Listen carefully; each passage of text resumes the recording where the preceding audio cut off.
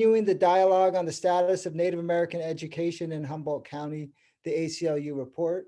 And this is going to be a combination of the work that Two Feathers has been doing with Dr. Teresa Laframboy. We've had two trainings with Teresa, as well as the work that NCIDC has been doing around the ACLU report. And so I'm going to turn it over to Rain Marshall, who has been pivotal in the work that NCIDC has been doing to talk a little bit about the report and the work that they've been doing. And then Rain will turn it back over to me to introduce our first speaker and have a conversation. All right, thanks, Virgil. And thank you to everybody that's joined this evening. I hope you're all healthy and well, and my condolences out to those in the community that have lost loved ones.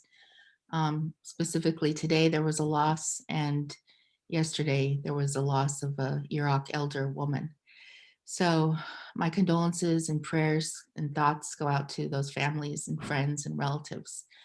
How matakiapi I machiapi makaju na pejiwi.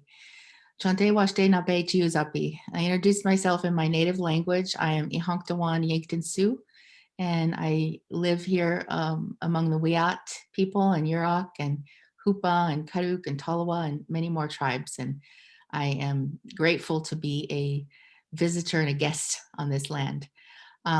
I work for the Northern California Indian Development Council in Eureka, and they're an organization that's been around for 44 years, nonprofit, helping Indian families reach self-determination in a multitude of ways. And right now my project is focused on Indigenous education and advocacy.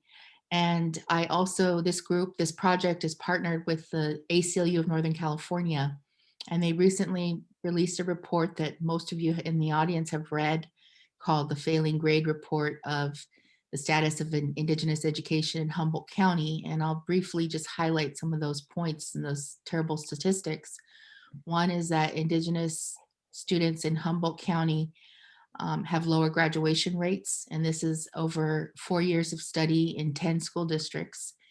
And they also don't graduate prepared for the UC or CSU college entrance system.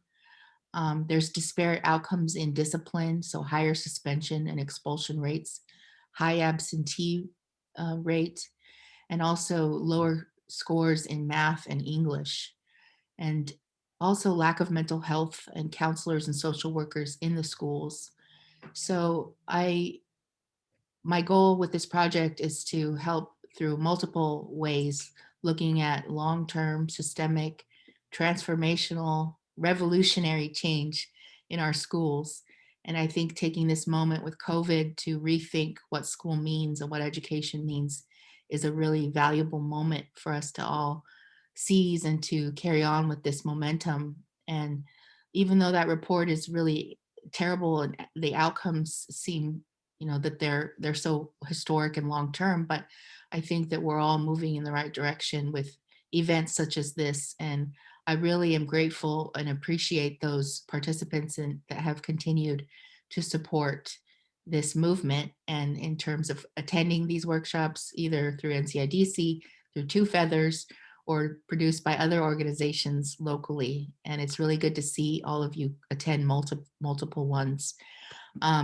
So with that, I think I'm going to turn it back over to Virgil, and just again, thank you all for opening your minds and listening to this webinar and to the great speakers that will follow. Thank you. Thank you, Rain.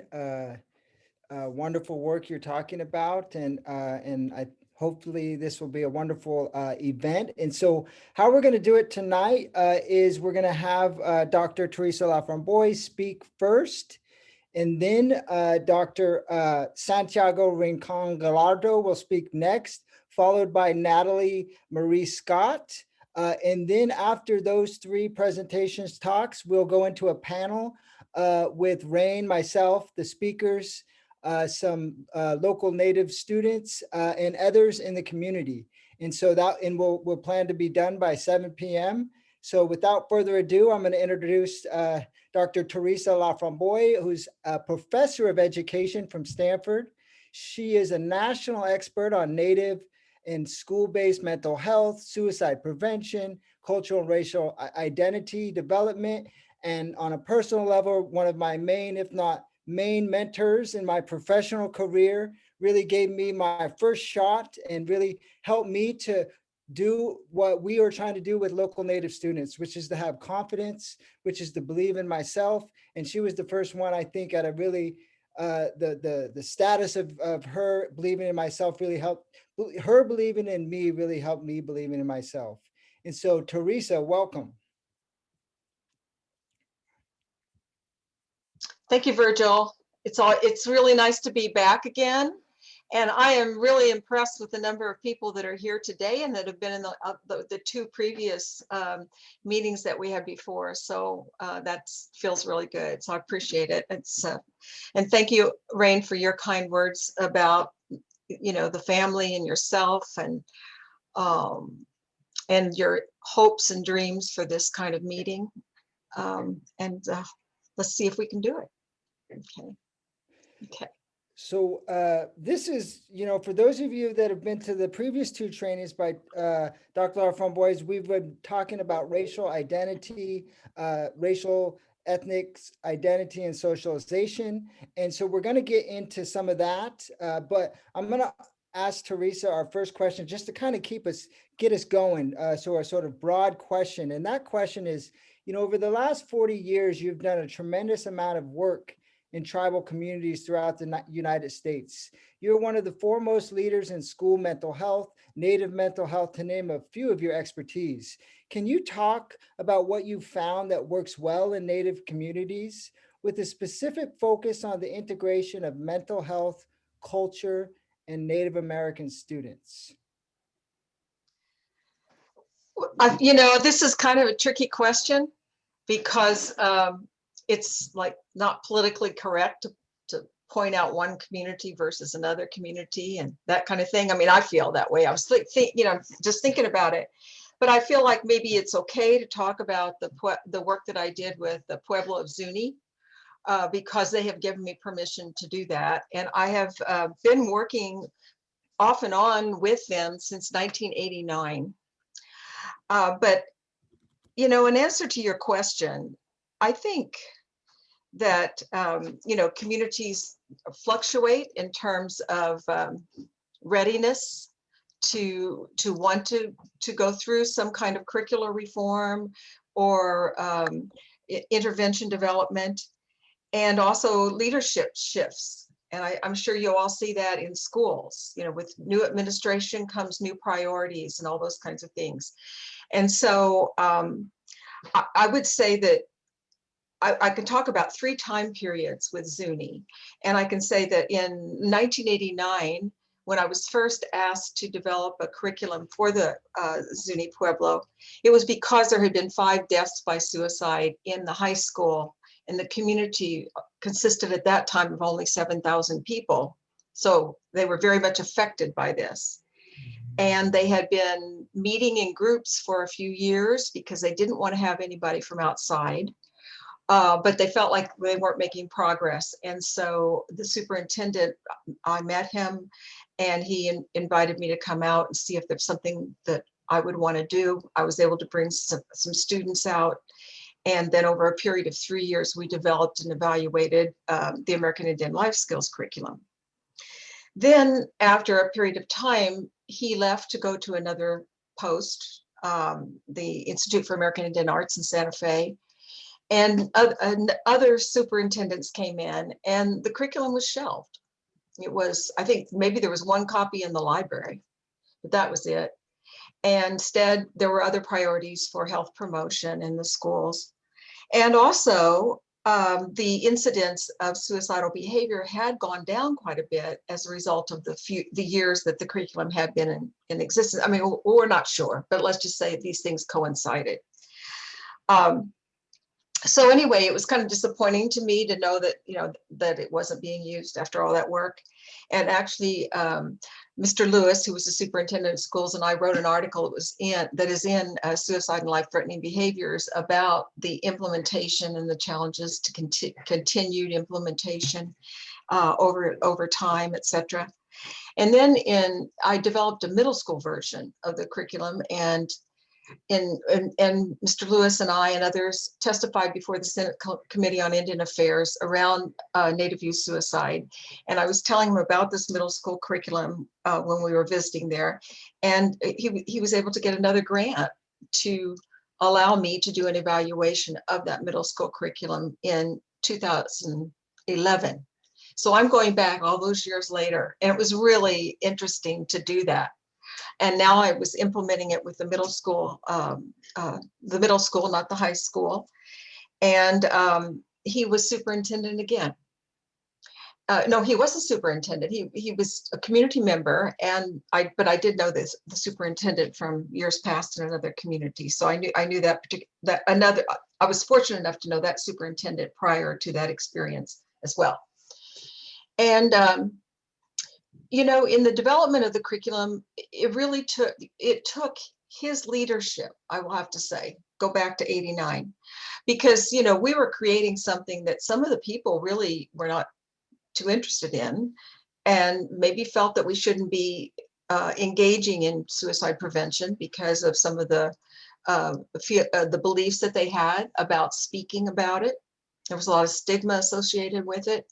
And so we had many times when people would challenge us or try to interfere, and I would explain it to him, and he would say, "That's all right, your job is to do the curriculum, my job is to run the interference, so don't worry about it, do your work, I'll do mine." And that's really what he did. So then the second time, I was there with his endorsement, but not with the same kind of advocacy, but we got through it. Okay, and we did the evaluation, and we had good results. And now this coming up, I was able to get a grant through the Scholars in Service at Stanford. And so after COVID lifts, I'll be able to go out there, and I'll be spending 2 quarters working with the Acoma Pueblo and the Zuni Pueblo around the implementation, because they actually still do have the curriculum now in the high school. It's been a required course for about 10 years. And Acoma hasn't stabilized as much in terms of their endorsement of it. But so you see what I'm saying? And it isn't just the curriculum, because so much goes on there in these communities that someone like me doesn't even really know unless it's brought up. But there's a lot of support from the different members of the societies that are in those communities. And then another thing is that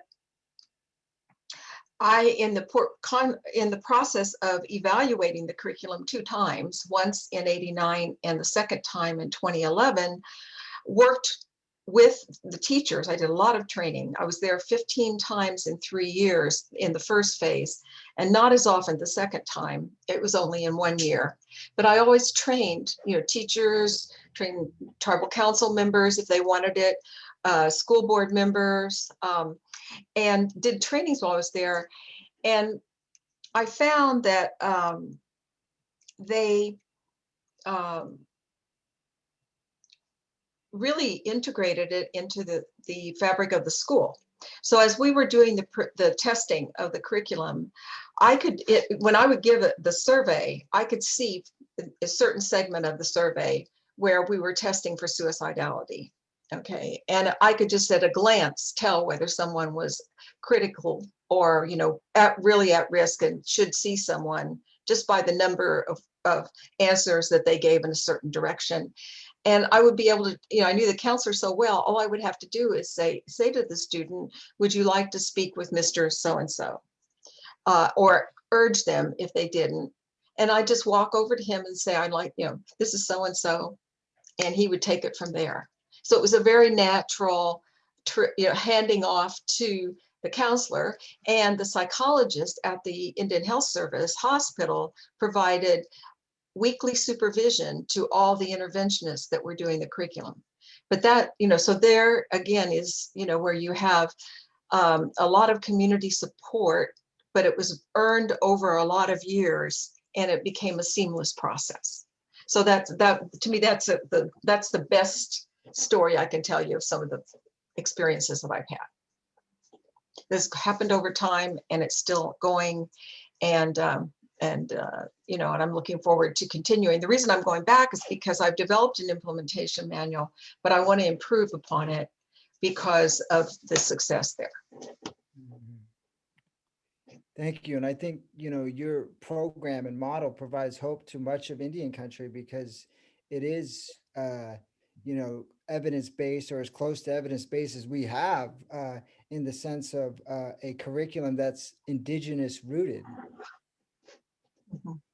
Yeah.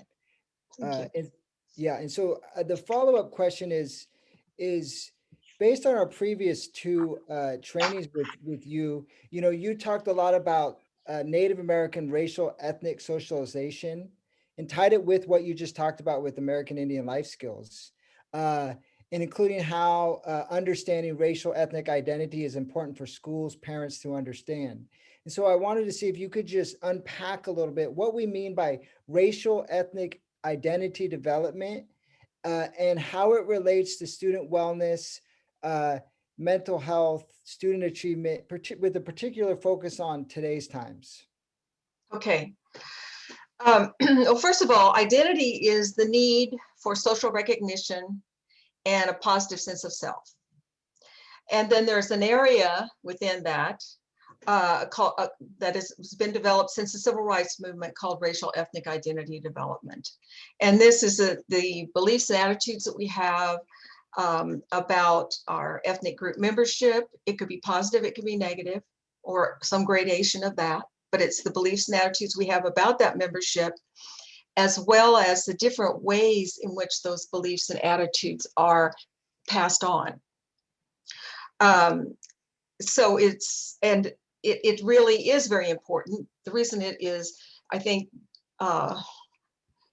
been developed so much is because of the it is a great, wonderful, if it's positive, and it's a wonderful protective mechanism against discrimination.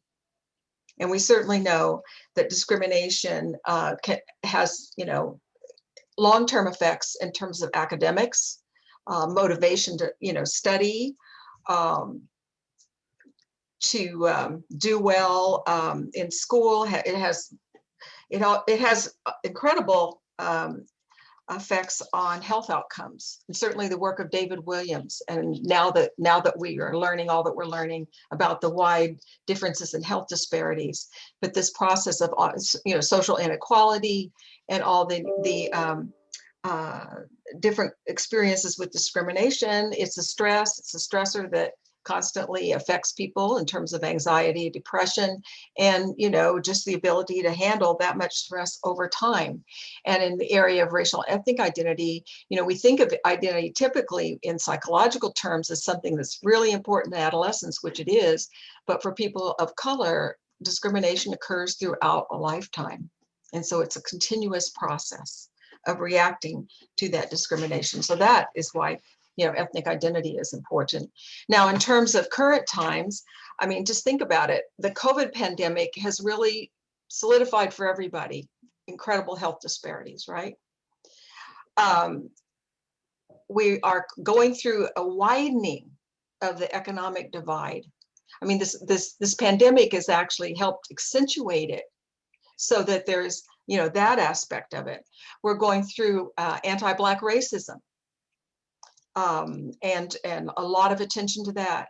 And of course, along with that, then has been increased white nationalism and increased xenophobia.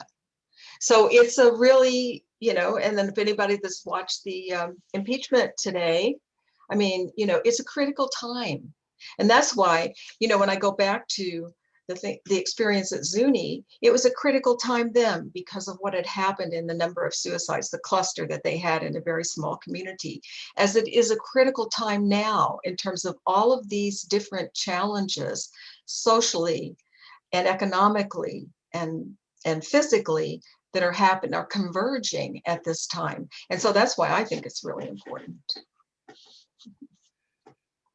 Thank you. And I'm going to turn it over to Shoshone. Shoshone works with us at Two Feathers, and she has a question with another sort of key part of your research, which I think is increasingly important during these times. And Shoshone, could you ask the next question? Yes, hi, Teresa. I'm glad to be part of this conversation with you. And I'm wondering if you can talk about your work with bicultural orientation, living in two worlds as it relates to Native American students currently, and the importance of bicultural competencies, how the concept has evolved or changed over the last 30 years as it relates to racial ethnic identity development. Okay, great. Thank you. Well, first of all, I would define bicultural competence as the ability to gain, to be competent in two cultures without losing one's cultural identity or having to choose one culture over the other. So that's kind of what I like to think of as that. And a number of years I did, and I do research in bicultural competence, but I developed, kind of a model of bicultural competence where we looked at all the, this is in around 1995, but we looked at all the literature in psychology, sociology, and anthropology. And there wasn't much in psychology at the time. It's mainly in sociology and anthropology. And we were looking at this issue of two people, people living in two worlds. And I'll have to say, I was always intrigued by it because I remember when a Dene woman was given the Presidential Medal of, honor from the President Ronald Reagan, and I saw it on TV. And she was very traditionally dressed Navajo woman, who very humbly received the medal when he put it on her, and thanked him in her language. And then she just sort of regrouped and she chewed him out because of the way he had reduced all in a diplomatic way, all the reductions in social programming that he had done in terms of his policies. And I thought to myself, wow, that was a credible example of competence, code switching. She got her point across in both ways, and she did, and she was polite. I shouldn't say the word chewed him out.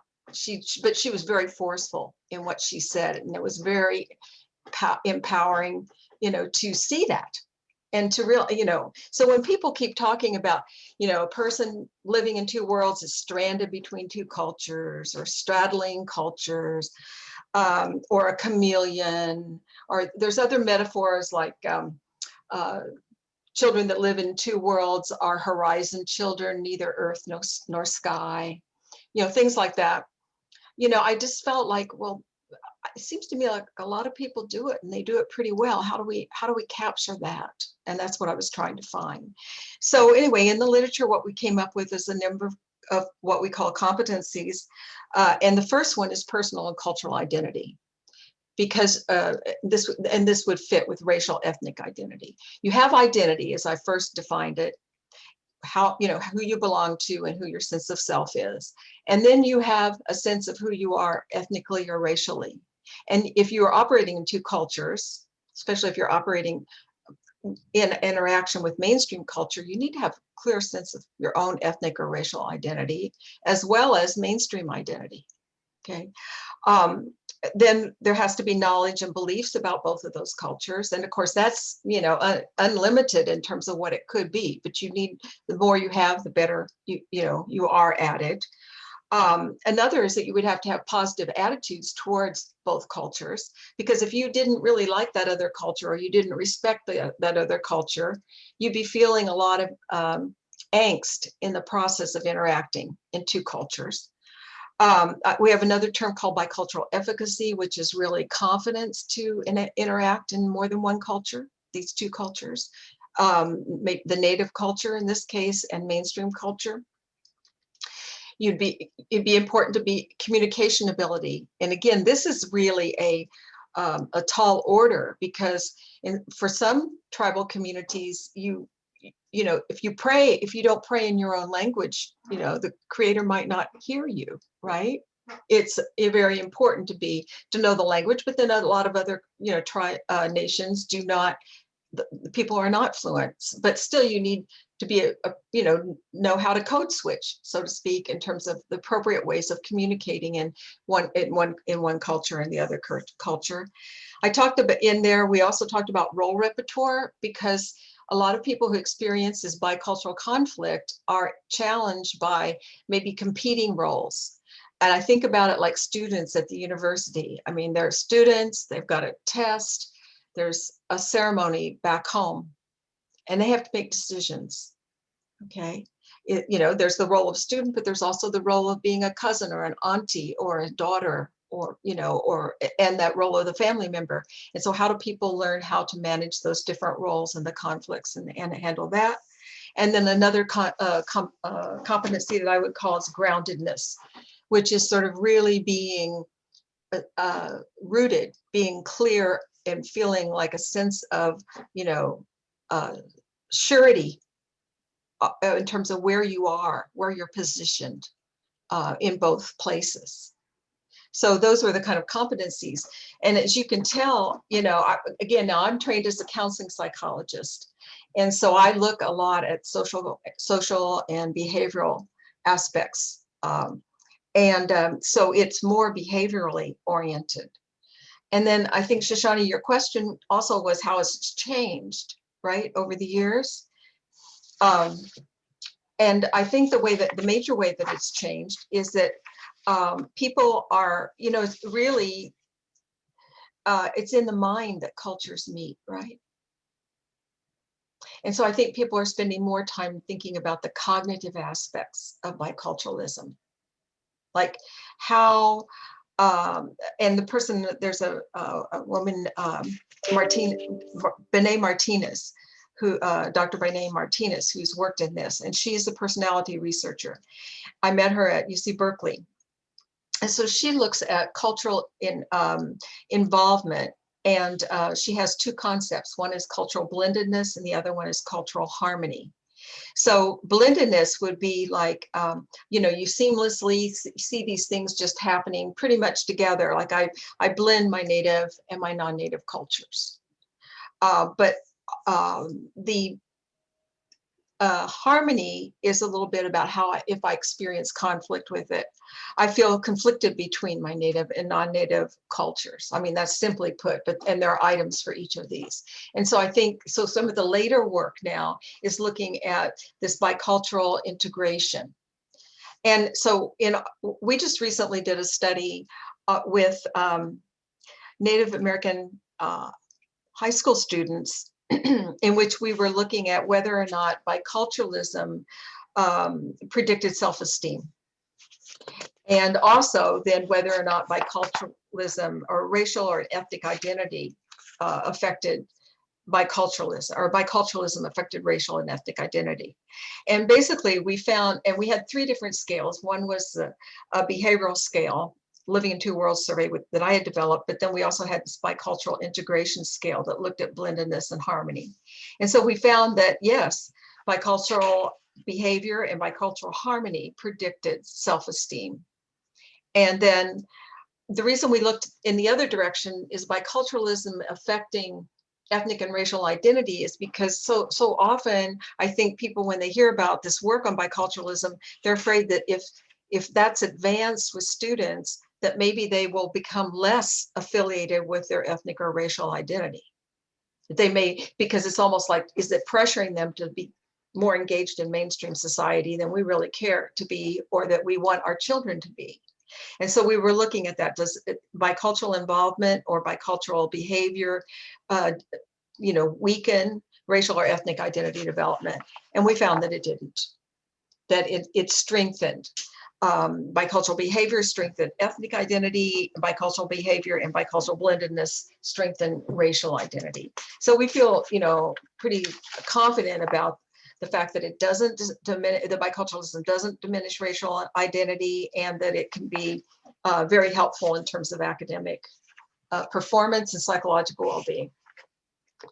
So it's a long answer to your question, but I appreciate it. Thank you. And so, I guess one follow-up, just sort of brief question is there specific schools or teachers or programs that incorporate bicultural competency in this that you're aware of that like in some of the tribal schools that you've worked with, the bicultural competency, like what does that look like? Like if you're in a school and if you're saying it's important to the students to have bicultural competency, what does that mean on the sort of implementation level, programmatic level? Well, I mean, I think it depends upon what types of schools, right? I mean, it's a natural for urban schools because students are interacting all the time biculturally, and they, like to process things that happen. Okay, and I think I think the way it happens is the extent to which the educators are willing to pay attention to that, and also to say, I mean, if you look on the internet, and you look at literature, I mean, there's so many examples of biculturalism, in Indian country all the time. And so I think that it's just another awareness that educators and certainly parents can, bring. I think about the way in which, relatives go back and forth between the reservation and their, their relatives in the city. Just the kinds of, what cousins exchange with each other, what peers exchange with each other. I think we're all operating pretty much biculturally. And in terms of how much a person teaches it, I think just really is dependent upon the philosophy of the school and the interest of educators, the interest of families to do it. Yeah. Mm-hmm. All right. All right. Well, thank you. I know I have 1 to 2 more questions, but I'm going to save that for the panel just to keep people on their toes. And so I'm going to pivot over to our next speaker, and that is Dr. Santiago Rincon Gallardo. He's an expert education consultant, Harvard educated, author of a book that's I would recommend all of you to read, Liberating Learning. In working with Indigenous communities. He has that. He's been a published author on numerous articles that you can find. I found him because of his work with some of the Indigenous communities in Mexico. And so without further ado, Dr. Rincon Gallardo. Thank you very much, Virgil, and it's a pleasure to be here. And thank you so much, Teresa, for opening up this session together. Let me start by, I live in Canada right now, and we have now the custom of acknowledging whenever we start an event to acknowledge that we are standing on land originally inhabited and protected by Indigenous communities. And I think that's the case for all of us in this call right now. In my case, I'm in Toronto. That was originally inhabited and protected by the Anishinaabe, the Wendat Nation, and the Mississaugas. I know their Humboldt County hosts 7 tribes and rancherias that have been, part of the Indigenous communities that historically and through millennia have been protecting the land. So I just wanted to start with this, and I do believe that what Teresa has been pointing out to us in terms of the kind of competencies, the kind of environments that allow for this bicultural mindset and the competencies to evolve are the kind of things that we need to do in schools. Now, after reading the ACLU report, I have to say the results are appalling. The findings are appalling, but they're also not very surprising because schools as we know them are designed to produce those kind of results. As hard as that is to see, that's how schools work. That's how compulsory schooling is designed. And that's what compulsory schooling is able to do well.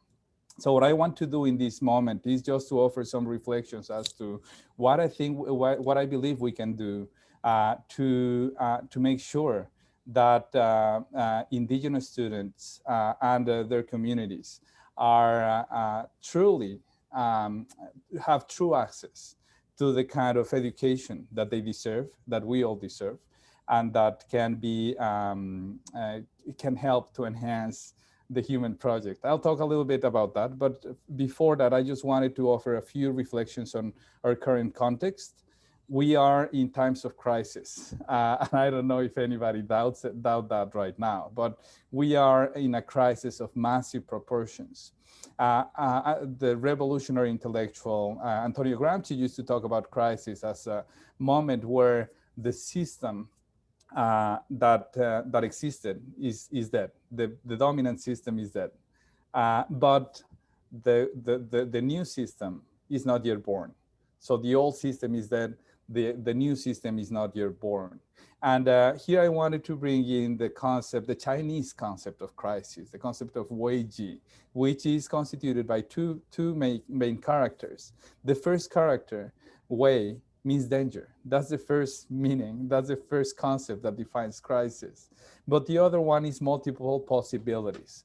A crisis is a moment where so many things are at play, at stake, that there are many possible results, many possible outcomes, many possible scenarios. Not all of them are good. Some are very bad. And in a moment of crisis, we actually don't know if what's coming after the crisis will be better or worse than the system that preceded it.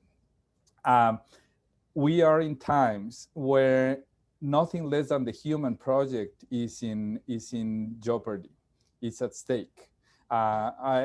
Especially indigenous communities, communities of color, were witnesses to the horrible trends of dehumanization that were playing in our communities, our societies, our economies, our political systems, etc. They continue to be very well alive. It's the human project that's at stake. Of course, the planet is at stake as well right now, but I want to focus right now on the human project because I think that's where we as educators can have the strongest, most determined response and contribution. If left to evolve on their own, on its own, if we let the crisis resolve by itself, the most likely trend is further dehumanization, not less, but more dehumanization. And I think we need to make a concerted effort, an intentional effort to rebuild the human project. If I were to think about what are the things that we need to do, what is it that we educate for? And I think that's a crucial question that we need to ask ourselves right now. I have four major purposes that I believe should be underlying every effort that we do as educators. In my view, and this is not only my personal opinion, this is what you would see in common amongst multiple cultures, civilizations across millennia. When we think about what we want to educate for, we would want children, youth, and adults who know themselves, who think and learn by themselves, who can care for others, and who better the world. I think this is a good set. I think these are the things that we would expect our schools to be able to prepare our kids to be able to do. To know yourself, to think and learn by yourself, to care for others, to work with others, and to better the world. And the bad news is that schooling as we know them is not very good at cultivating any of these four things. Schooling is not good at cultivating any of these things. And I believe that in the wisdom, in the tradition, in the culture of indigenous cultures, lie a lot of the keys to cultivate these very things. So my first invitation is that we think about working in indigenous education, not coming to indigenous communities as the saviors, but as humble learners. There's millenary knowledge and wisdom that resides in these communities. That is probably what will save humanity. So we need to approach indigenous communities, again, not as saviors, but as humble apprentices, not as experts, but as learning partners. And that's the first thing I want to start by saying. Now, what the school teaches us. In schools, we learn to be taught. That's fundamentally what we learn in schools. We learn to be taught. And what does that mean? We learn to sit quietly. We learn to listen to, to pay attention to what the adult in the room is saying, to do what the adult in the room is asking us to do, etc. That's learning to be taught. And don't get me wrong, learning to be taught is an important thing. I have young children, and it's very helpful to have children who listen to what I say and do as I tell them to do. The problem is that when learning to be taught is the prevalent experience of students, not only Indigenous students, but students in a school, when that's the prevalent experience, the problem is that we start to stifle their capacity to learn on their own.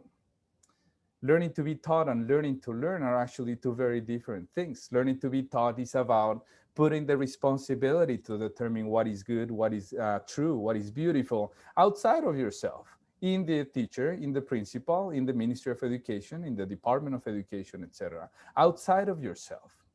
And that's alienating. Learning to be taught is learning compliance, is learning to obey, is learning to do as you're told. And again, we need that in a little bit. But when we have too much of that, we're stifling the capacity for young children and young people to learn on their own. Because learning to learn is about taking the responsibility to determining by yourself, based on your wisdom, on the wisdom of your community, and your knowledge, on your expertise, and your experience, what is true, what is good, what is beautiful. And learning to learn is at the core of what we need to be doing and as educators, but as I was saying, and in education systems overall, but as I was saying, schooling is a very bad technology to cultivate this kind of ability to learn. Basically, what we believe and what we know about powerful learning and what we do in schools are two very different things. And if I had to say it in just one sentence, and if there's one sentence I wanted you to take away from this conversation, from this talk, is that learning is a practice of freedom. That's what learning is about, what good learning is about. It's not only myself saying this. This is something that Paulo Freire said almost 50 years ago, actually almost to the date, 50 years ago. Learning is a practice of freedom. And the problem is that learning is a practice of freedom has left the school buildings a long time ago.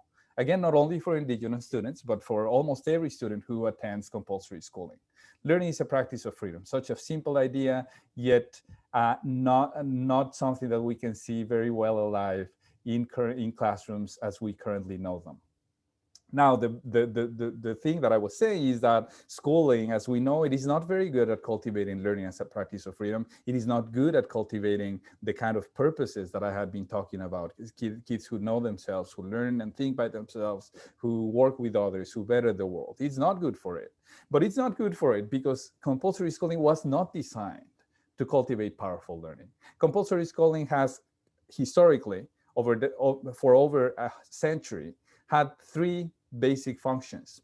One is custody, taking care of children while parents are working. Control, it's a mechanism of social control. Once you have kids in a building, the first reaction, the first order of business is try to keep them under some level of control so you don't get killed, so they don't hurt each other, etc. Control. And third, schooling is designed as a mechanism of sorting, of determining based on certain usually very arbitrary criteria, who will have access to which kind of opportunities. That's what schooling knows how to do very well. That's what schooling does. So it's not true that schools don't work. They work to do what they were designed to do, which are these three things. But when it comes to learning, they are not only a very imperfect technology, they get in the way of it. They stifle, they kill the possibility to develop joy, the ability for kids to learn.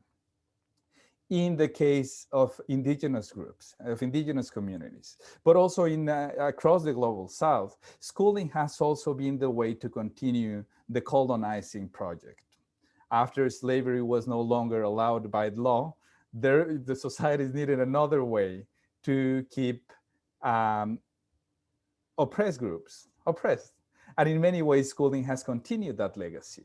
The United States, California in particular, has this horrific history of boarding schools where kids of Indigenous communities were uprooted from their communities and taken to these boarding schools when they were in many ways abused in horrific ways. Canada has the legacy as well of I'm just forgetting the name of the school, the residential schools that serve the same function. So schooling as we know it has been a mechanism for colonization, for custody, for control, for sorting. And those are things that schools know to do very well. But again, when it comes to learning, it's not only an imperfect technology, it is a technology that gets in the way of powerful learning. If I had to summarize it and to say it very briefly, this is a basic unit that we need to intervene. If we are to make learning something that comes to life in the everyday work of classrooms and schools and school systems, is the pedagogical core. And the pedagogical core is fundamentally the relationship between an educator and a learner in the presence of knowledge. Many authors have pointed out to the importance of changing the instructional core, the pedagogical core, because at the end of the day, this is where learning happens or not. You can have new curricula, you can have new technology, you can have better buildings, you can have standardized tests, you can have teacher evaluation formulas, you can have accountability measures, all those kind of things. You can have new computers, you can have connection to the internet, all those kind of things. But if you don't change the pedagogical core, you won't affect learning in any substantive manner. So this is at the root. This is the basic unit where we need to intervene if we want learning to come to life. This is where learning happens or not. Now, the thing is, it's not only learning, but democracy happens here or not. At the root of conventional schooling is a pedagogy that's oppressive in nature. The pedagogical core looks like a hierarchical relationship between someone who knows and someone who doesn't, between someone who says what has to be done and someone who has to do as they're told, between the one who teaches and the one who learns. This is the way in which the pedagogical core is articulated in most of our schools and classrooms in a conventional schooling setting, in a conventional school. Now, the thing is, we have come to know from evidence, from research on effective teaching, that powerful learning doesn't happen in relationships like this. It happens in relationships that look more like this. They're horizontal relationships of dialogue, of mutual learning, relationships where both parts change and learn as part of the learning exchange. Both parts learn and change. That's what John Hattie has been saying with his meta-analysis of all the research that was conducted over 15 years to try to explain what makes effective teaching. That's it. Effective learning happens in relationships that look not like this, but like this. But the same is true for democracy. If we were to think about our kids, and more dramatically, our indigenous kids being subject to relationships of this sort, where there's someone telling them what to do, being spoken over, being told what to do, being asked to comply.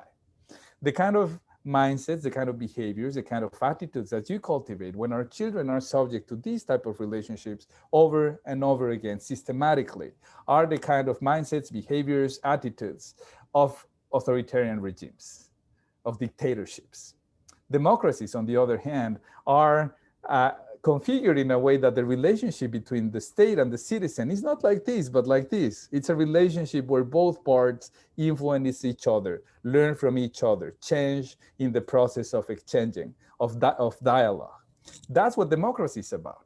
And if we want to cultivate democracies, which, by the way, we cannot take for granted anymore. If there's any doubt, let's look at what's going on in the United States right now. We cannot take democracies for granted. And we have a lot to gain if we start to change the pedagogical core so that it's more productive for learning. Because when it's more productive for learning, it's also more productive for democracy. The third thing, this is where well-being happens or not as well. In relationships like this, the common experience of students is anxiety, stress, boredom. And all these things are toxic emotions that if you experience them systematically, they can affect your well-being in very deep ways. in relationships like this, in relationships of care, of mutual learning. That's where you cultivate well-being. So the good news is that if we are successful at changing the pedagogical core, we can be cultivating simultaneously learning, democracy, and well-being. And those three are at the core of rebuilding the human project. Now, if I had to summarize it very briefly, if I had to summarize decades of research around effective teaching, effective leadership in schools, and effective leadership in systems, I would put it in these three sentences. The best teachers learn alongside their students. The best school leaders learn alongside their teachers. And the best education systems learn alongside their schools. And I realize there's a little typo here. But that's it. That's at the core of what effective teaching and effective leadership is about. In the most effective educational systems, we know learning is the work of everybody in the system, not only the students, but in the classroom, in the school, in the district, in the county, in the state, at the national level. This is true of effective educational systems that we know so far, and it will have to be the nature of the work in the systems of the future, if the future is to be bright and centered on good learning of our kids. Now, just very briefly, what I'm talking about here are very simple ideas. They're very simple. They're almost commonsensical. The problem is that they're very different than what schooling is designed to do and what we know how to do well in schools. So what we need is very deep and widespread cultural change. We need to change the culture of schooling that's so prevalent, not only in schools, but in our minds and hearts and hands. It runs through our veins, through everybody's veins. We are shaped by schooling, and we think and act in ways that schools have shaped us as well. So we need widespread and deep cultural change. And throughout history, the most powerful vehicles for cultural change have been social movements.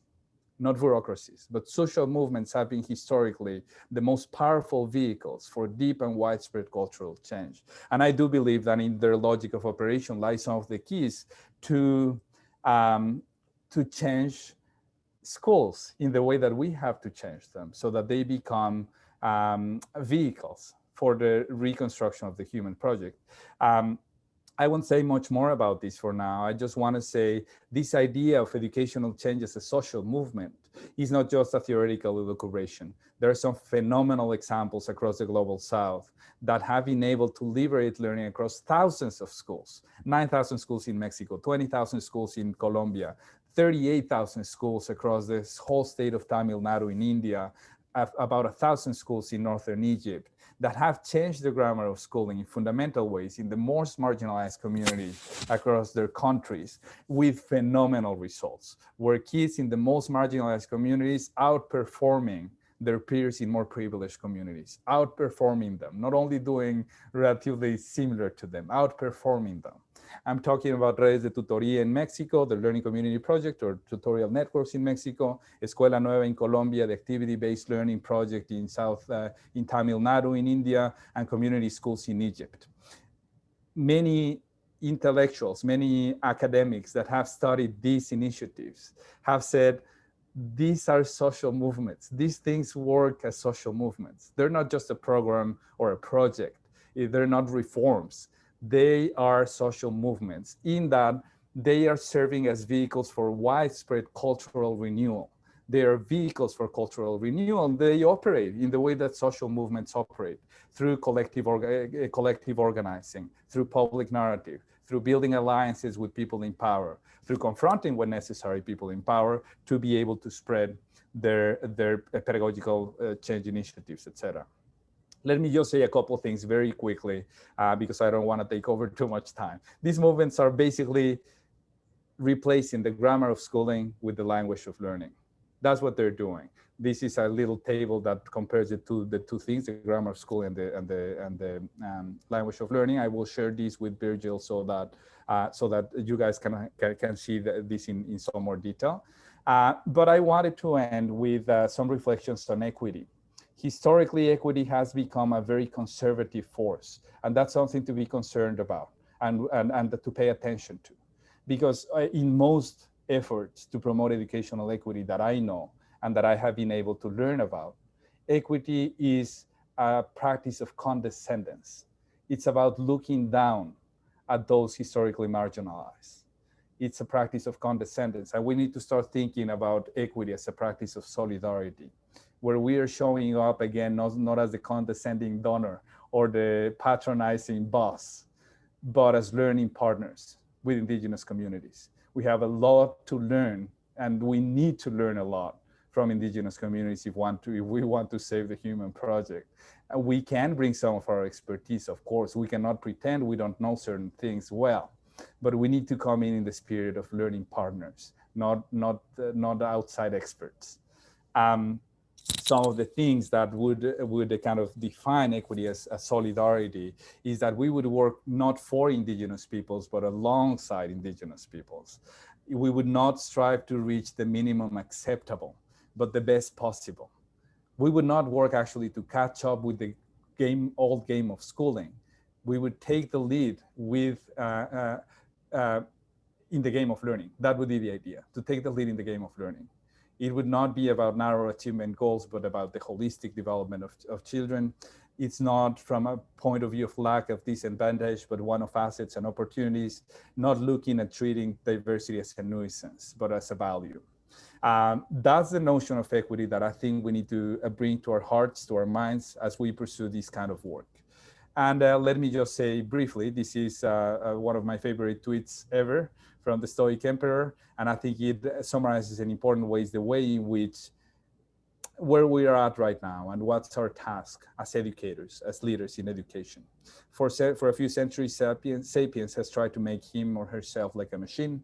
He has learned to arrive in time. He has learned to repeat after the teacher. He's learned to do repetitious tasks reliably.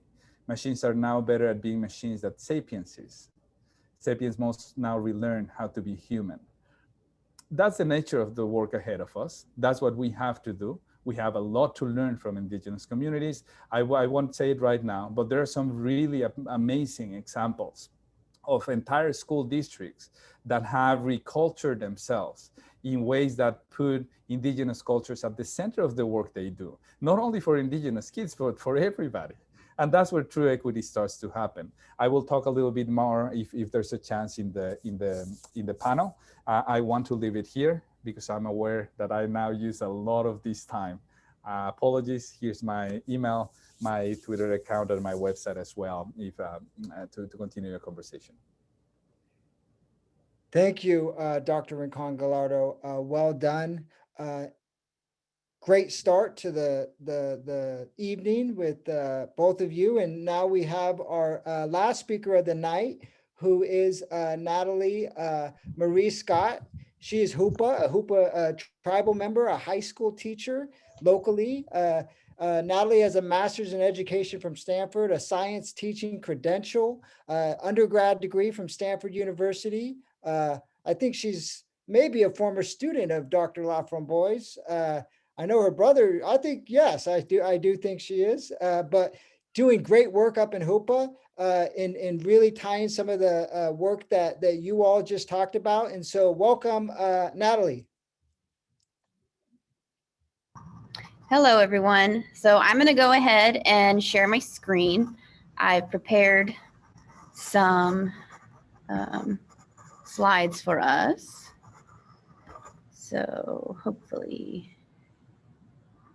it is going to allow me to here. Hold on. So just to get us this going here, it seems like it's being a little difficult. Make you a co-host. Okay.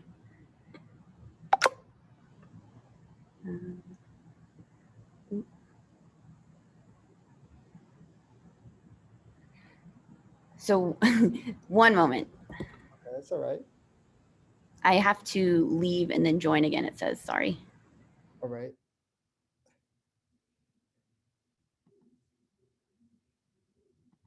So maybe we can have a follow-up question from anybody. I see that we have a question. If anybody has a question on both of the speakers, we can take one of the questions before Natalie gets on. Anybody have questions? Okay, here I am, sorry. All right, so I was asked to speak on some of the efforts of myself and other individuals at Hoopa High in particular. And so this may not be an extensive collection of the efforts of everyone within our district. I'd like to say that as a little disclaimer. And it may not be extensive of a collection of all of the efforts of everyone, even at our school. There may be some things that are missing. And so I just wanted to give that. And so this is a snapshot of some of our efforts. And it's sort of meant as a response to some of the parts of the report of the ACLU. And I wanted to say that we felt that there was maybe some lack of consultation on some of the efforts of the educators in Hoopa. And so at least I wasn't aware of it. And so just with that, I'd like to begin with what I have. And so this is a focus on Native American education within the Hoopa Valley High School. And so I wanted to begin by talking about some of the barriers that we face. Now I'm going to try to go through a bunch of this pretty quickly, so bear with me. So one of the barriers, well, in order to address the student needs, in order to connect more fully with our students, we need to be aware of the barriers. We need to be able to address some of those barriers, and we need to be able to work with our students where they're at. So there is unresolved historical trauma related to boarding schools. And so positive associations with the school are often missing. They're not automatic and they need to be built. Trauma affects families and their ability and desire to support their students in education. And so there's also a lack often of access to mental health support. And so often students are supported by well-meaning, untrained adults and peers. And this isn't just because they don't have access. Sometimes it's an unwillingness to get support. Sometimes it's a lack of trust for trained individuals, a lack of knowledge for how to get help, and even what does help mean. So knowing what they need can be an issue. And so there's a lack of trust often for government systems in the school. And often a single family representative that is appointed for communication. So that strong grandma within the family that will advocate for all her grandkids, right? And communication with families is often limited. And often they keep it this way because they desire it to be so, because of that lack of trust. And so a sort of a them versus us mentality. We are also up against some state institutionalized racism in our applications. And so, for example, tribal languages used to be listed as foreign languages and was very recently redesignated to world languages. And it's very difficult to get a tribal language credential. There's limited exposure to tribal role models with advanced degrees. And this is for a multitude of reasons that would need to be unpacked in a longer presentation. But there is an importance of having access to these role models in building student academic identity. And so students being able to see themselves within academia. And so communication is another barrier. With COVID and the pandemic times, we need to learn how to communicate in a different way. And so even prior to that, though, on all levels, there is a need for stronger communication, and we need to work together more to better serve our students. And so part of this is building better infrastructure. The pandemic has created this funding and this need that we are in a work in progress right now. And our school district was a driver in order to get stronger internet that is still getting worked on, and driving the force behind teachers getting hold of families more often within the homes and teaching through home as the main area. And so education is also based within a middle-class mindset that often leaves a lot of our students out, because a large portion of our students are living in poverty. And so there's this assumption that families have organized time and resources for students to be successful at home. And so these barriers play a large portion in what you find with these student outcomes, and that needs to be taken into account. I myself am a product of this school district, and so it is helpful to look at myself as a way to have a lens at figuring out what is helpful for my students. I am just one person within the masses here, but there are some things that I share in common with some of my students. And so one thing that was really helpful for me getting through my education was, and surviving my teenage years in particular, feeling like I had someone who cared about me and whether I did well. So someone who cares if I succeeded. So that included a supportive family, and that we had to work through some of our traumas in order to be able to get to where we are right now. And that is still a work in progress even.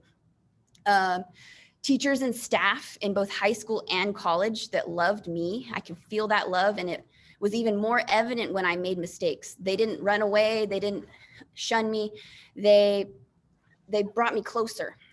And then connection to Native American faculty, staff, and other students in college. And so I was very fortunate to have a very strong Native American community within college. Connection to cultural activities and language was a huge portion of my success. So participation in ceremonies. I had a flower dance, a coming of age ceremony.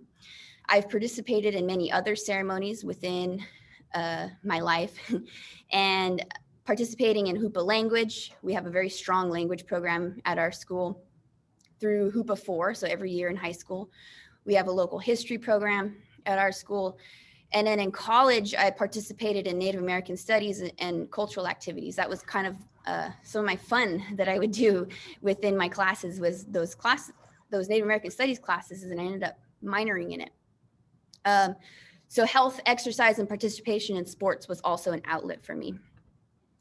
So now thinking about these things and thinking about connecting with students, there were some themes that sort of resonated. So relationship building is a huge part. And so in order to be successful connecting with students at Hoopa High in particular, that's where I'm located, my relationship with students outside of school tends to be a large determinant.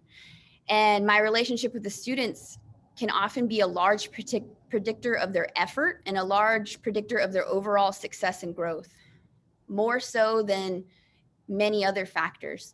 Respect is not given automatically, it's earned. And so I have to earn their respect just as much as it goes a back and forth sort of way, sort of like Dr. Rincon Gallardo had said.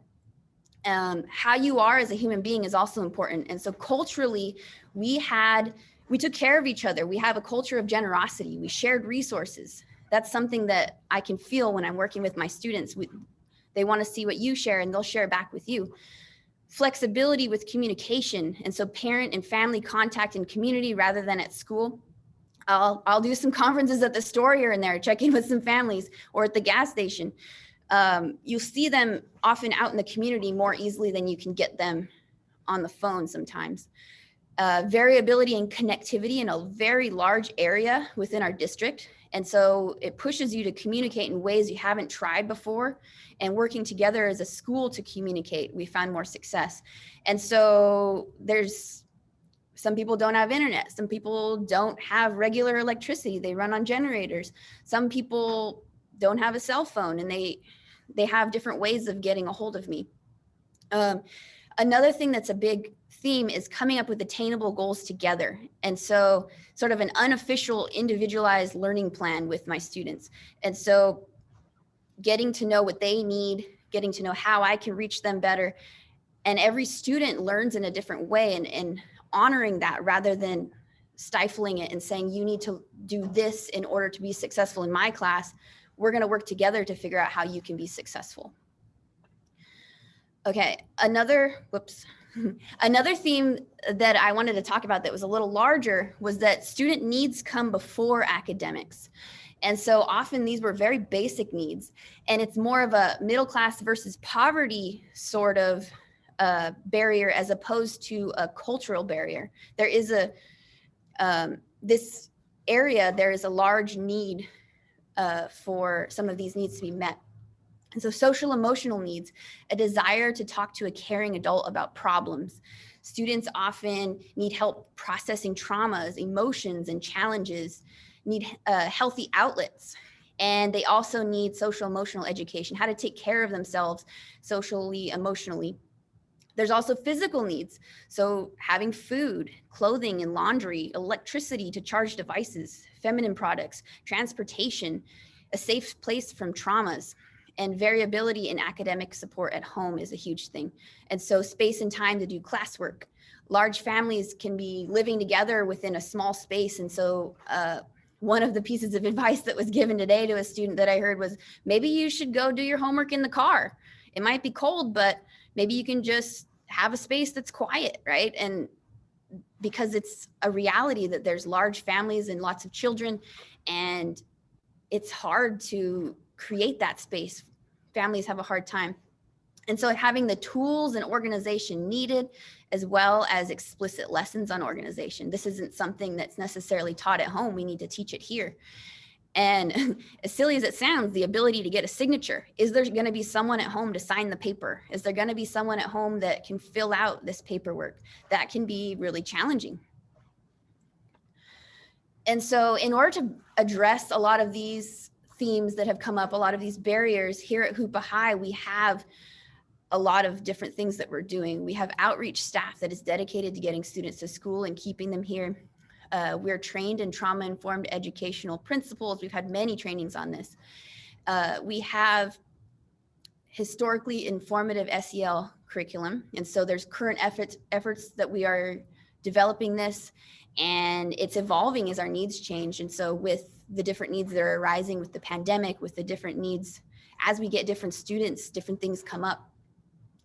We have a very strong Hoopa language program. It's Hoopa 1 through 4 with 3 people within our district that have a Hoopa language credential from the state of California. We have Yurok language 1 through 4. And we used to have a Karuk language program with a goal to get that back in the future. Local history is another program that we have that was recently, right before the pandemic, taught within our freshman seminar rotation so that every student could get to know the history of this area and why we are the way we are, basically. We have a Native American literature course, and this is an option to fulfill the English requirement to graduate. Also school-wide cultural activities, and so field trips to tribal ceremonies, Fish Fair, the Indigenous Peoples Day, and Native American Heritage Month. These all involved presenters from the community. These all involved hands-on activities or opportunities to see more professionals locally doing their jobs, so that students can envision themselves doing that more often. We also have a pretty strong student employment program. And so you see a lot of the students right now working at the store, or you see that they've gotten jobs places, and we have a coordinator here that helps the students get jobs and helps them to get the training that they might need or get the permits that they might need in order to have a job. And so that is fulfilling some basic needs. That is also giving them skills in order to succeed in the community and the greater area. And so some of the things that I specifically have been working on are school-wide access to cultural activities. So I am a cultural connections teacher. And so a lot of it has to do with bringing in culture to our school. And so before the pandemic, I was working on getting a lot more hands-on activities into our school. So net making, basketry, art, archery, stick games, traditional card games, all of those in person. Lately, I've been working on a lot of recording cultural videos and creating playlists with a few hands-on activities here and there. And so distributing those school-wide with packets. And cultural programming is still accessible despite distance learning. Another project that I've been doing is co-teaching and building curriculum with teachers. This has taken a little bit of a sidestep with the different needs that have gone on with the pandemic, but just prior to this year, I was working with a couple of different teachers on building curriculum around decolonizing our education system in particular, actually, and infusing local culture and history, bringing in some guest speakers into their classrooms. And so that was great. And so I have goals of doing more of this. Another thing I've been working on is partnerships with local entities. And so one of those things with communication that I had talked about is often the lack of communication among our local entities. And so us as a school, we have a lot of information on our students and exactly what they need. And the tribe, the greater area, the entities often doesn't have access to that information. And so us reaching out to them, we can get more done for our students if we're working together. And so one of the groups in particular I worked with recently is the Klamath Trinity Resource Conservation District with Megan Baldy, Two Feathers, Klamath Trinity Two Feathers, and Hoopa Tribal TANF. So I've been working with them pretty closely. On the next slides, I'll talk a little bit more about a couple of things with the cultural studies course that I've developed and positive behavior supports and tribal settle up. And so with cultural studies, this is a class that I currently teach this year. This is an A through G approved course. And so I have been developing curriculum with my mother. She had a lot of notes and things that I've been getting from her and putting together and creating something that could be delivered digitally, which is a new challenge that we have. And then there's an emphasis on cultural events and activities throughout the year. And so a cultural calendar in which we're learning about the different things you can gather, learning about the different things you can create at different times, or things you can hunt, or ceremonies that happen at different times that students often within their families with the after effects of boarding school, they maybe don't know about anymore. Field trips, in-person times, we would go gathering together. We'd go to the river and go get sticks. We would go get acorns. Nowadays, it's more like virtual field trips. And so I took my mom up into the mountains recently back in the fall, and we went and gathered acorns, and I had it recorded her talking about it, right? And so we've been doing virtual field trips. I still want them to have access to that. Going to the village sites. We're working on a project currently where we visit each of the village sites and we talk about the history, the language, and the different facts about those areas. Gathering and processing traditional foods, I said that. Another project I'm currently working on is recording some video footage of some canoe carving. We've also been doing some hands-on projects within our class. This is a little bit harder to do with our distance learning, but I'm working on it. So some regalia making. There's some examples of regalia that we've had. Traditional home project, that's something that we did successfully do in collaboration with the wood shop class during distance learning. Basket weaving is something we did right before the pandemic hit. And cooking traditional foods. We did some salmon filleting. We did some smokehouse, hanging it in the smokehouse. We canned it. We did berries and canning berries. There's a lot of foods that we've been working with, cracking acorns and working on processing those. And so that's a big part of this class. And then also reading and writing related to cultural topics. So that's a big component in order to get that A through G approved, right? And so there's books that I've been drawing from that some community members have written that I've been relying on heavily in order to get stories, to get information, to get some comparisons of the past related to now. And so in the future, one goal with this is to expand this further into more of a school-wide participation in a cultural calendar within curriculum of different classes. And so I did see this idea when I went to a conference, and I'd love to try to expand this out. The other thing that I've been working on very heavily is positive behavior supports and tribal settle up. And so basically tribal settle up is an idea that the district has created or mandated for us.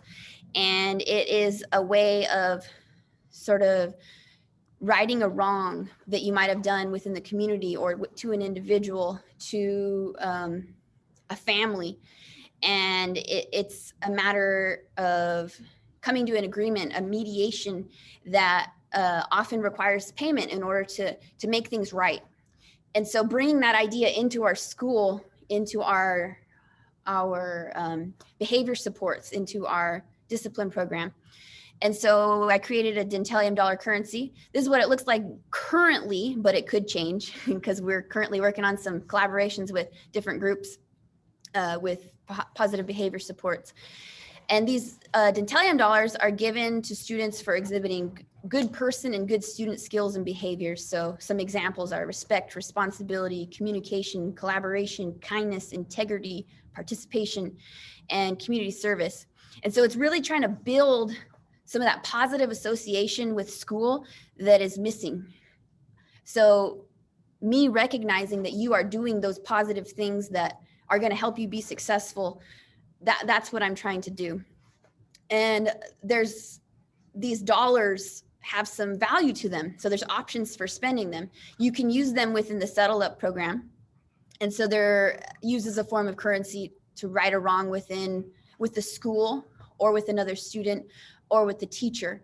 And so it needs to have some weight in order for that to actually be worthwhile, right? When you're having this mediation, both parties would come to an agreement, and then there's an agreed upon exchange of a currency that takes place to show respect and make it right again. And so we've been working on the implementation of this more widely within the school. It's a work in progress. Another option for spending would be within the Warrior Trading Post. And so there's a variety of basic need and want items that can be purchased. And so that can be school supplies, technologies, snacks, clothing, books, therapeutic toys, like for like fidgets and things like that, right, et cetera.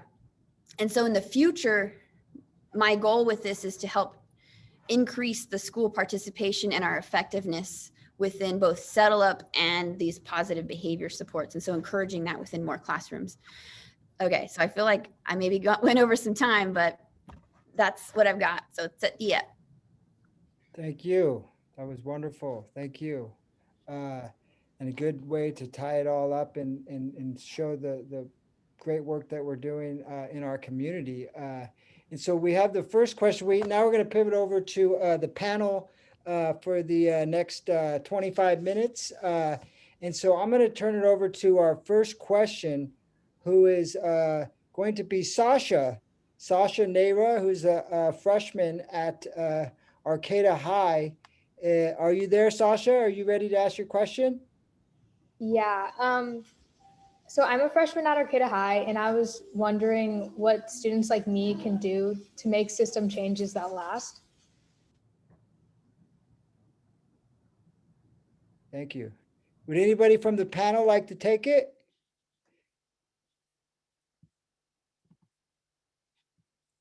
Teresa, Santiago?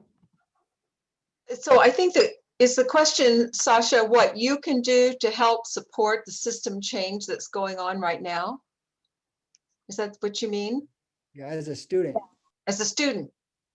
It seems to me that it would be to let people know how much you appreciate this and how wonderful it is, and that you don't want to lose it.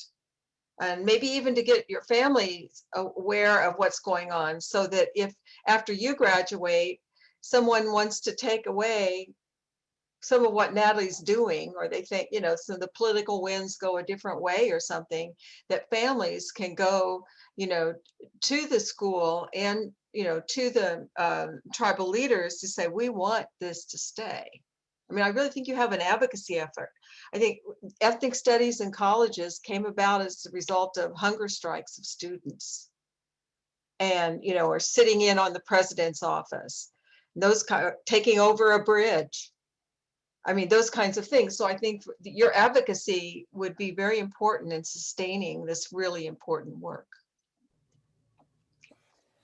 I would also say, Sasha, thank you so much for asking that question. My daughters also went to Arcata High, and they're both Indigenous and didn't have too great of an experience.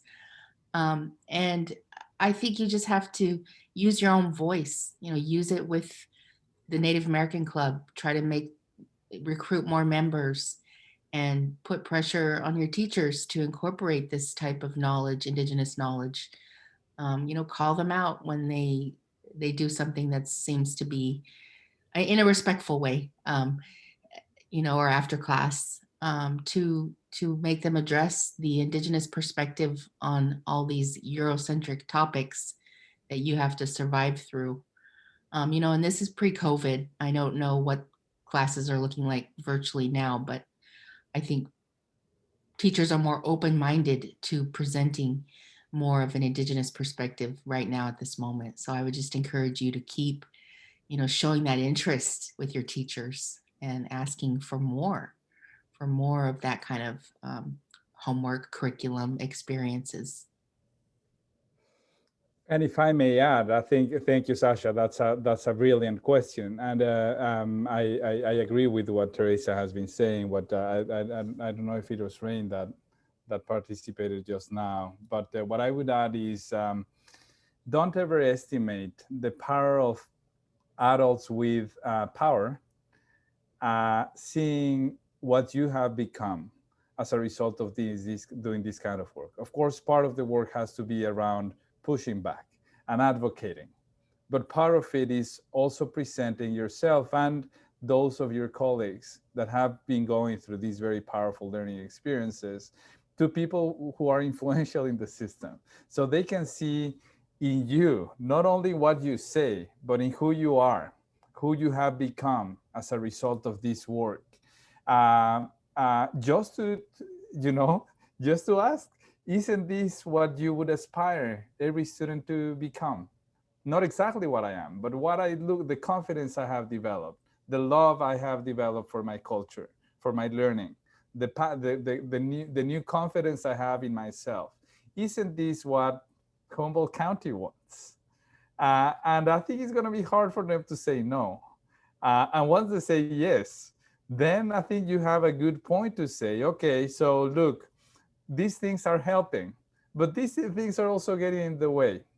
How can we work together to make sure that these kind of efforts prevail, that they not only stay alive, but that they spread across the county? So you approach them not as demanding that they do something, but present them with a problem to solve together. And it is often the case. I mean, I would find it would take a lot of effort for an education authority to say no to invitations of this kind that are clear, that are respectful, and that are made by people who are a living example of the power of doing this kind of work. So that's what I would add. Anybody else? Okay, I'm going to turn it over to Shoshone and to introduce another one of our youth that has a question. Hi, it's my honor to introduce Thierry Sanchez. She is one of our youth ambassadors here in the Hupa area, and she's working with us on developing what mental health and Indigenous mental health system looks like for us. So, Fury.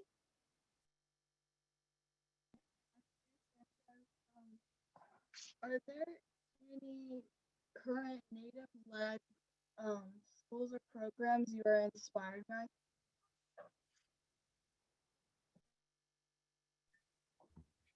Is there any way she could repeat that? It was a little muffled. I think it was, you want to repeat? Are there any current Native-led schools or programs you are inspired by?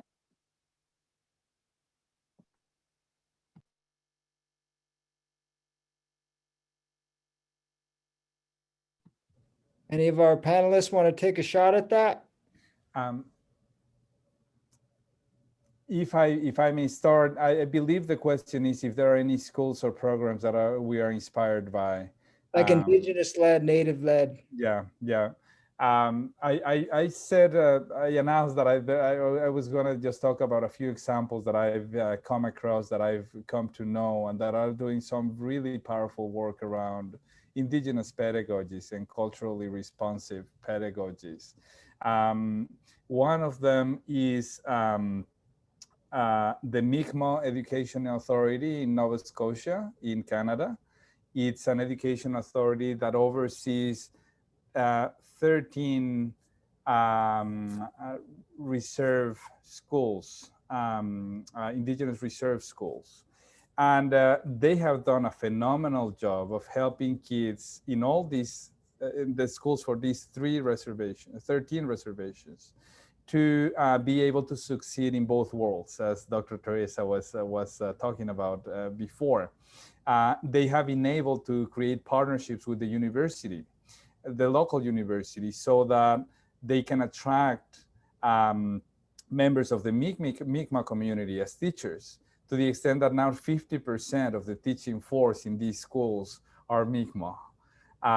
The celebration and the incorporation of the rituals and the practices of the Mikma are part of what kids do in school, both indigenous and non-indigenous, when there are non-indigenous students there as well. That's a phenomenal example to look at. They have over 80%. The last time we looked, I think they were closer to 90% high school graduation rates. So that's one good example, the Mikma Education Authority. The Fort McMurray Catholic School District in Alberta, Canada as well. They have one of the largest percentages of indigenous students in their district. And they have managed to get 90% of kids in high school to graduate, the indigenous kids to graduate from high school, 90%. That rate is higher than the average. So more indigenous students are graduating than other students.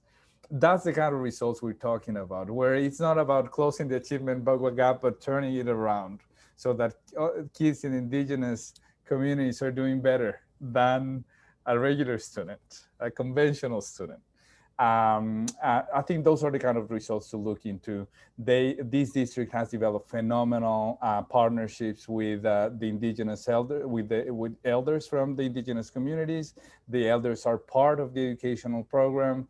There's a lot of practices and rituals, again, from the communities that are brought into the school. There's a lot of work alongside the communities to determine what are the priorities, what are the pedagogies, what are the strategies that we're going to undergo together. But I think they're setting a high bar. You get to results that are better for indigenous students than for the average in the same system.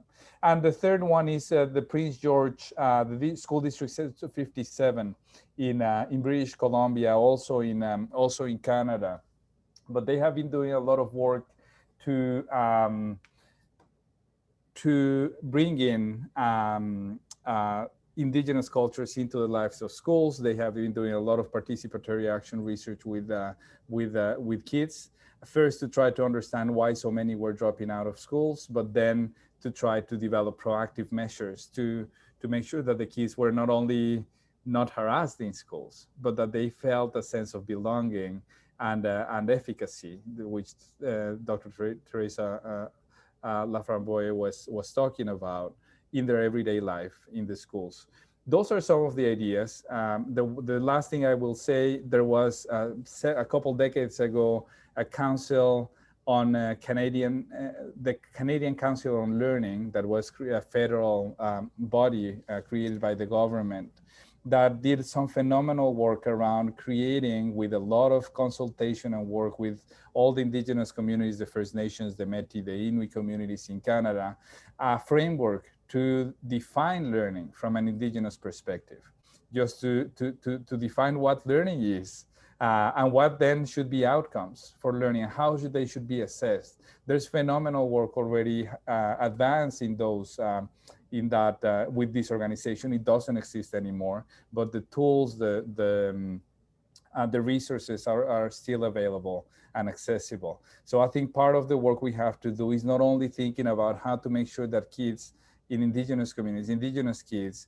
get a fair share of conventional education, but also how do we inform our education for the future in worldviews of learning, definitions of learning, that are more consistent with the cultures, the traditions, the wisdom of Indigenous communities. We have a lot to gain, all of us, if we start doing that. Because again, the game of schooling is a disservice for everyone, especially for children and youth in historically marginalized communities.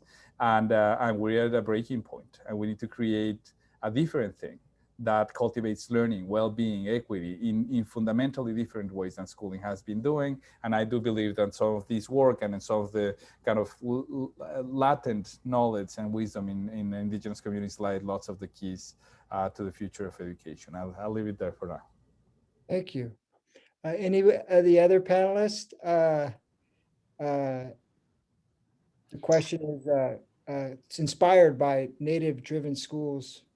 Yes. So I had a quick little, so I went to a presentation at the NIEA conference, several presentations actually, by the Indian Community School in Wisconsin.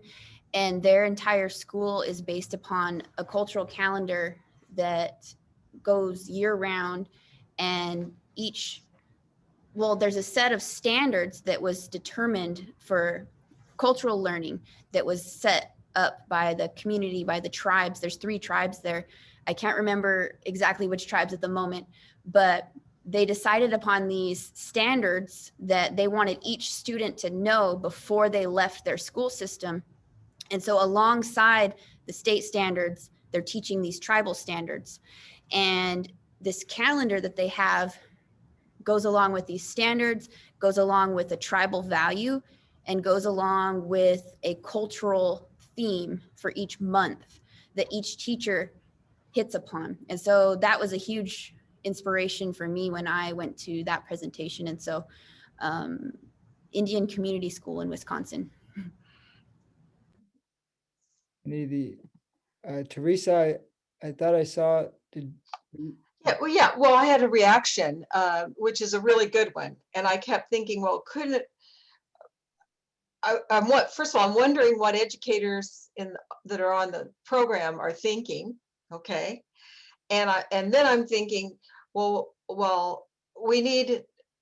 Natalie just needs to have free reign to be able to expand all of her ideas and to get it, adopted among all the schools in your area at least, then to go nationwide. Because, you mentioned Wisconsin, and I remember I was a professor at the University of Wisconsin-Madison, and I can remember when finally, a bill was passed that there had to be Indigenous education in all schools in the state of Wisconsin. It took forever for that to take. And so, the work that's being done with Menominee and various, tribes in Wisconsin, that, that's like 20 years ago since then, or maybe it's only 15 years ago, but it's happening. But I couldn't help but think that, the programs that you, Santiago, Dr. Rincon Gallardo are highlighting are all in Canada. And I think, and I think it's been very much more difficult here in the lower 48, at least, for those things to get the kind of funding to keep going on a long-term basis. I mean, when I began as a teacher in 1971, and that was around the time of the Rough Rock demonstration school. And everyone was so excited about this. And many, I was also involved in a program called Future Indian Teachers in the state of North Dakota. And I've worked in schools where 67% of the teachers, or as high as 67%, are from the community. But a lot of the schools, I mean, it really hasn't taken off like we thought it would. I mean, it has in certain pockets in certain places, but it's been very challenging. And I think many people like Natalie go into education. I'm speaking for you, but I want to say I know a lot of Native teachers that have gone into education because they wanted to do culturally relevant pedagogy. That was what it was called then. Now it's culturally sustaining pedagogy. And then along came No Child Left Behind. And then came the testing movement.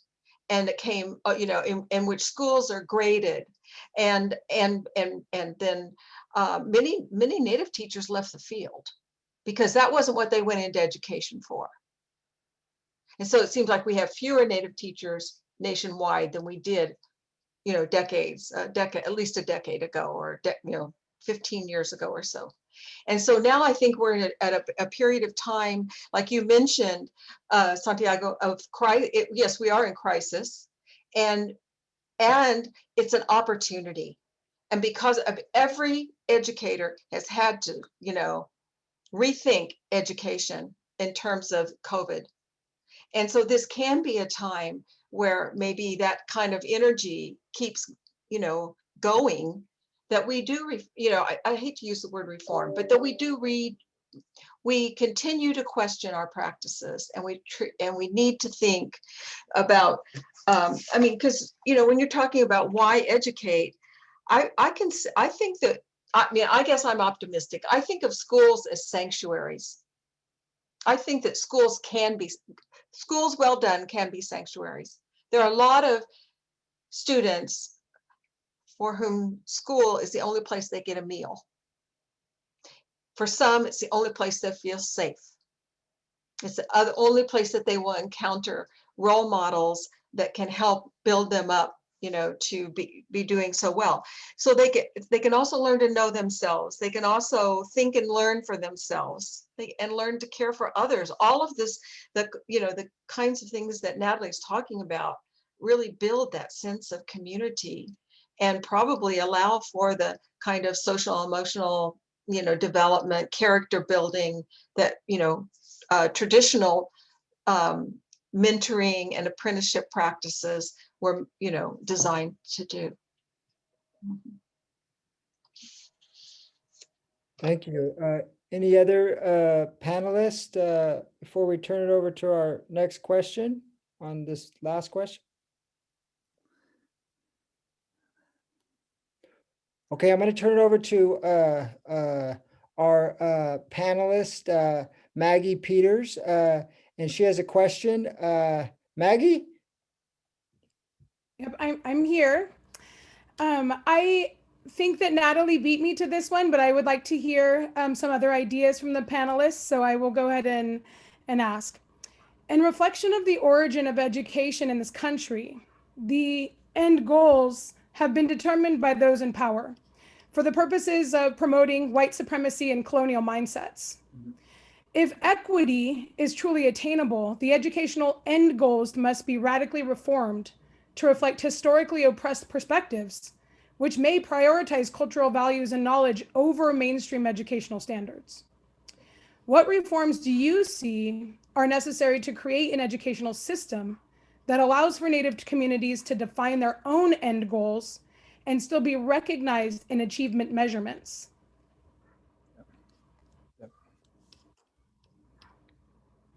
It was long. I can try to put it in the chat too if you need me to. I think it was well said. Yeah, I think it was educational too, the question. So maybe, yeah, it would be good to get in the chat. Anybody want to take a shot at the Maggie's question? I just wanted to comment a little on it's about tribal communities taking ownership over what they want their students to come away from the school knowing. And so our tribe here in particular has not had that much of a voice so far, right? It's not that it can't happen yet. We're getting there, right? But until it's recognized as important as like the state standards, like this school I had spoken of, Indian Community School, that's when you really get that level of sort of decolonization that you want to see within the school. You want to see these values, these cultural practices, these ceremonies, these ways of living as something worth recognizing by the state, by the federal people that decide education, right? It needs to be something that is seen as worthwhile, I guess. And so we do have some power being on a reservation to be able to create some of those things, I think. it's just a matter of bringing people together, bringing some elders together, bringing the tribe together, bringing students there too. Like, they have a voice in what they want to know about too. And so I think all of these stakeholders need to have a voice in what is important to be taught to our students. The question is phenomenal, Maggie, and I won't have. It's not a simple question. It doesn't have a clear, a clear-cut answer. But what I will say is, the change that's needed in the Indigenous education will not come as a gracious gift from the top. That's not how these kind of changes happen. It has to happen through, as Natalie's saying, through the work on the ground that starts taking on a life of its own. This has to be collective work. It has to be strategic. It has to be organized around the goals that Indigenous communities define as relevant to not only the survival of their communities and their cultures, but their thriving. It's not only about saving them. It's about allowing them to thrive and to influence mainstream society and the Western view of the world, all those kind of things. There are things to consider, though, that I think are important, to keep in mind strategically. First, usually in the margins of society, and in many ways, Indigenous communities have been pushed to the margins. There tends to be a sense of urgency to do something. Reports like the ACLU report are very important because they shed light on a problem that has to be resolved. This is it's unacceptable results the findings that you could see in the report. And the important thing is to leverage these kind of opportunities, not to complain about the dire state of things, but to help create, again, a sense of urgency to do something.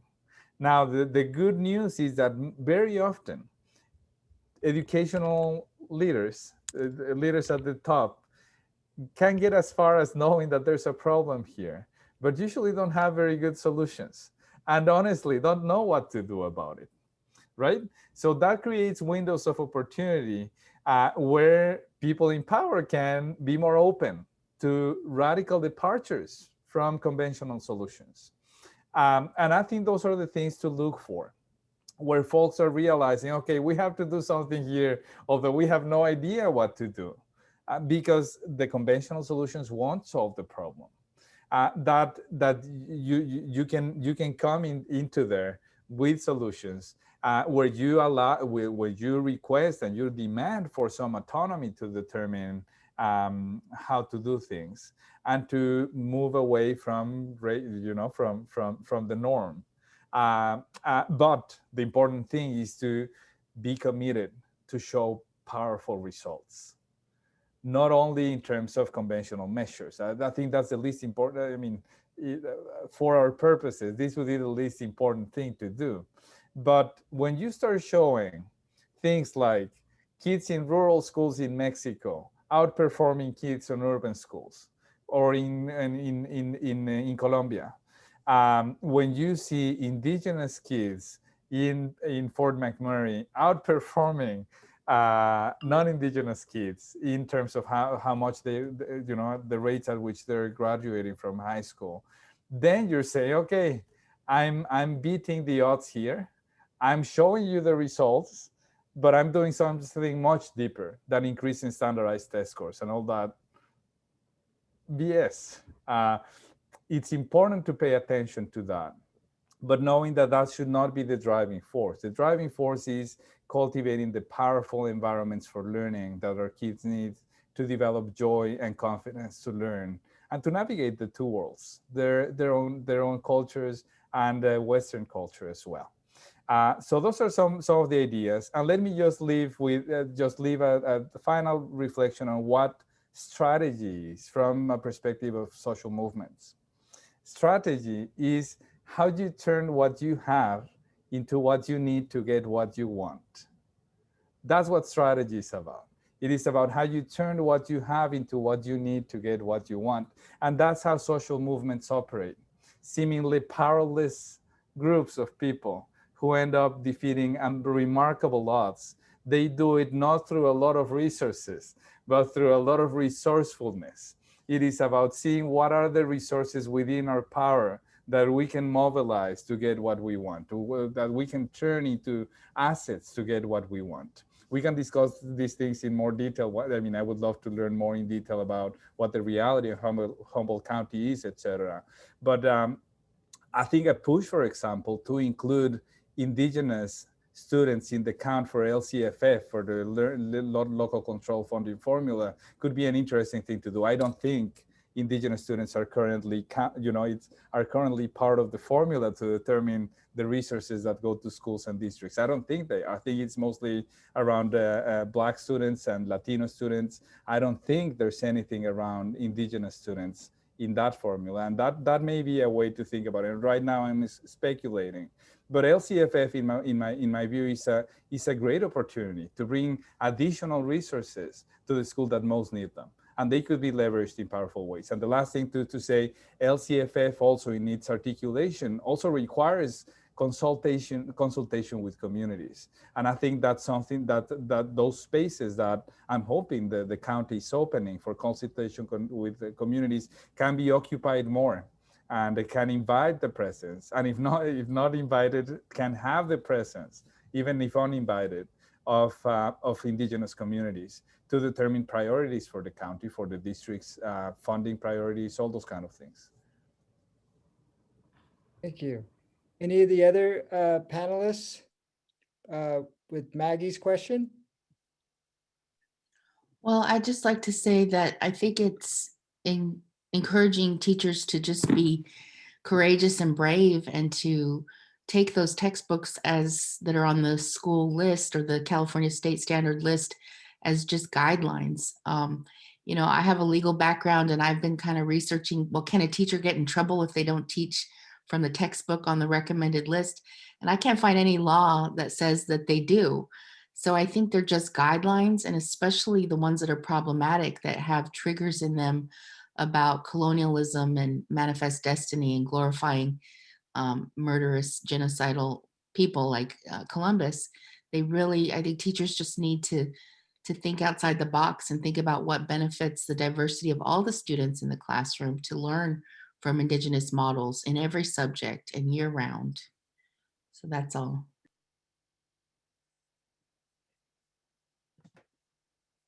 Thank you.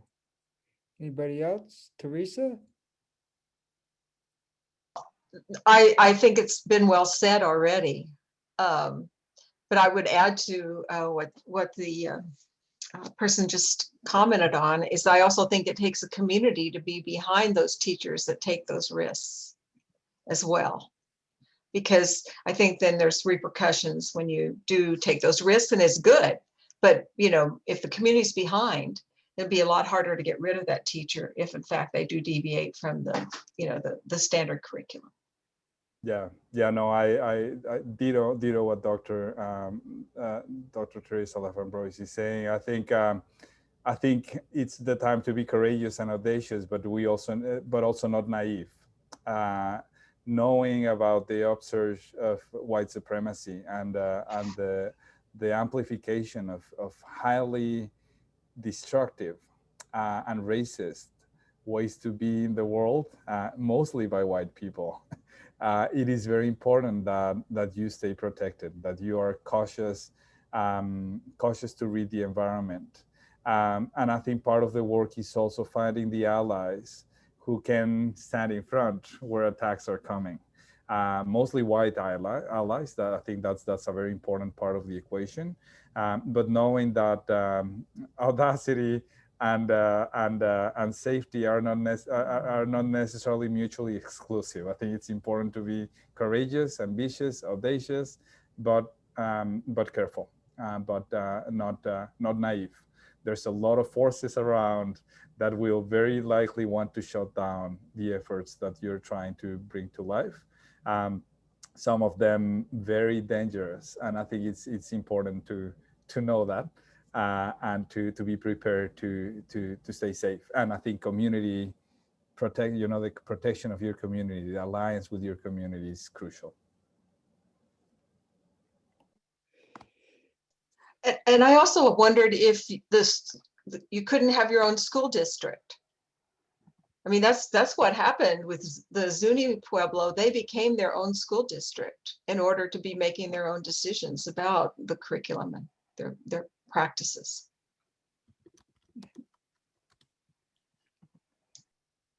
And could you talk a little bit more about your understanding of that, how they went about that? Or you're on mute. I could put you in contact with the people at Zuni that are still living that did this work. They did this in I guess around the mid 80s, and they still have their own school district. But that isn't without some challenges as well. I mean, because they but they have they've maintained their own school district. So I see we have about 3 minutes left. Is there any last questions from anybody in the audience, or any of the panelists want to say a last few words to finish us off?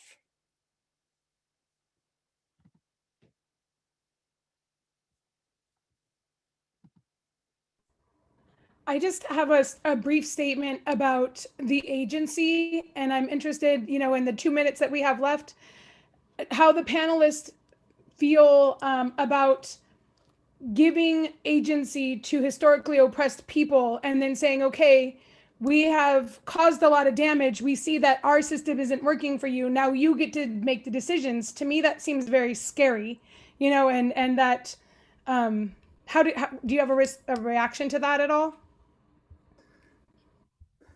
Just very briefly, what happened in Canada that was a very, very important development was there was a Truth and Reconciliation Commission that went into capturing what the harm had been, the harm that had been inflicted on generations of students, most of Indigenous peoples, First Nations, Métis, Inuit, across generations for decades, residential schooling, all those kind of things, and that set the terms for what was coming next. I wonder how that can. I mean, I think that with the current presidential administration, there may be some space to start advancing those conversations that need to take place. There's no way that the oppressors will be inclined to compensate for the harm without knowing that there's harm has been done and what's the depth of it and all those kind of things. While that happens, what I would do is to take up as many spaces and corners and places as possible to bring to life a new version of education and to increase its visibility, so that at some point, maybe, I wouldn't wait for the top to have their act together, because that would lead to a life of frustration, and the solution won't come there. If I had to say it briefly, start where you are, use what you have, and do what you can. I think that has to be the way to do it, starting right now to do what you can and expand it as much as possible. I think we need, in the US, we need to push for a truth and reconciliation exercise nationally to come to terms with the horrific story of colonization internally in the country. But while that happens, just let's do the best possible within our means. Let's use strategy as I defined it, use what we have and turn it into what we need to get what we want.